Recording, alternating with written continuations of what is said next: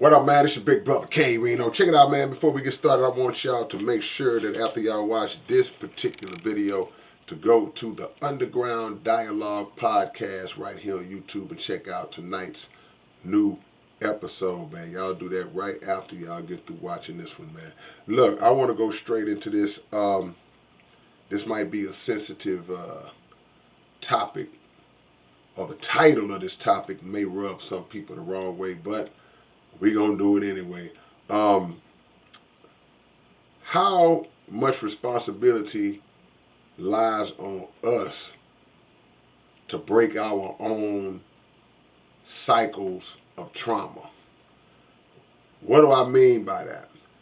A lot of people who have been through traumatizing things in their life, a lot of crazy stuff has happened to them.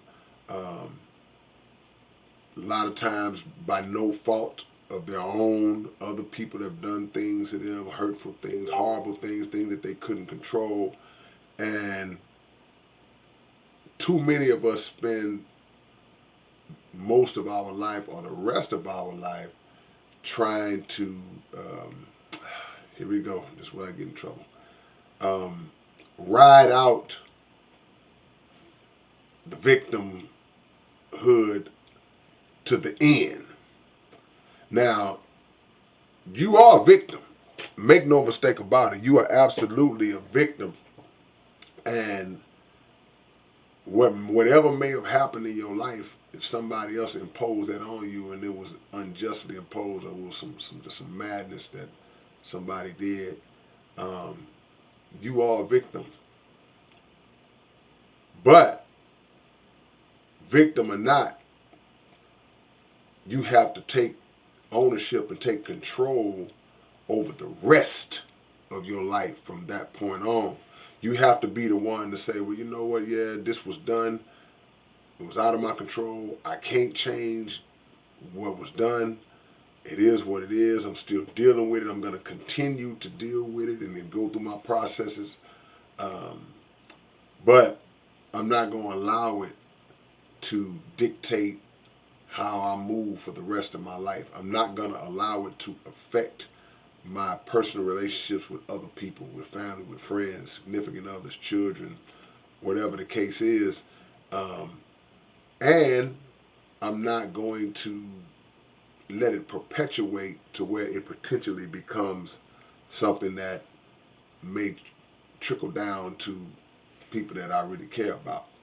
And in the case of scenarios where people in your family or people around you have gone through the same thing, and we see this a lot, we say, well, you know, my mother was abused, and my dad abused my mother, and then before that, my grandfather abused and I guess it's just part of a cycle. It's just a family curse.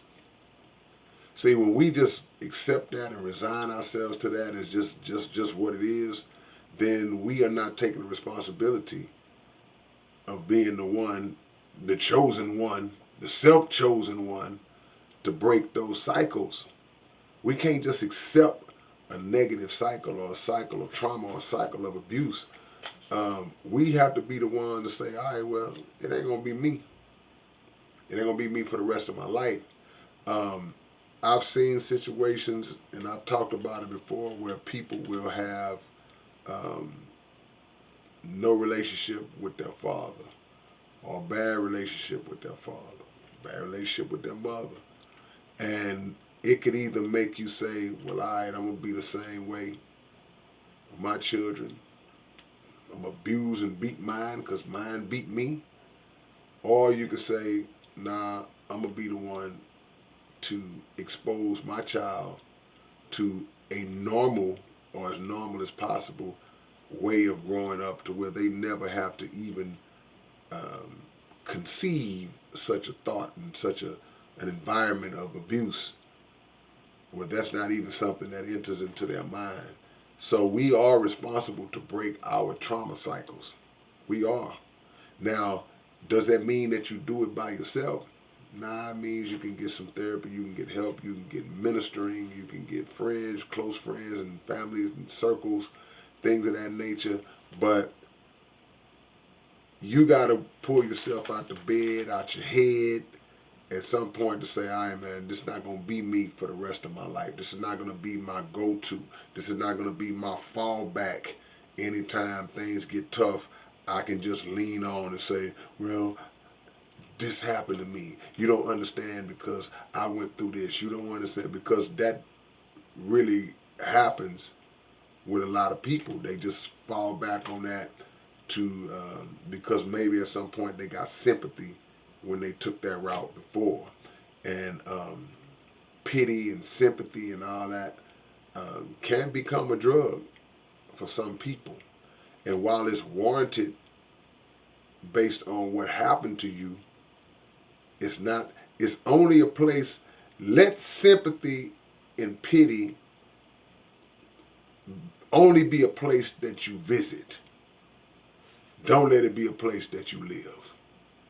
And if you can get that into your mind and kind of just work through the problems and decide that regardless of what happened to me, um, I'm going to turn it around, then that's the first step in turning it around.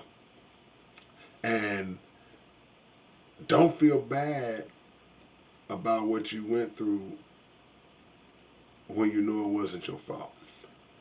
And I'm going to go so far as to say, even if something was your fault, you know, and you've paid your debt, whether it be to society, you've felt the remorse and have sought forgiveness for whoever you may have wronged, whatever the case is, and did your best to atone, whether the person accepted that or not, um, you still have to move on and live your life to the best of your ability. And you got to ask your creator to guide you through those rough spots. So that's all I want to let y'all know, man. Keep that in mind as you move forward. It's your big brother, K-Rino. I will catch y'all with another one soon. Peace.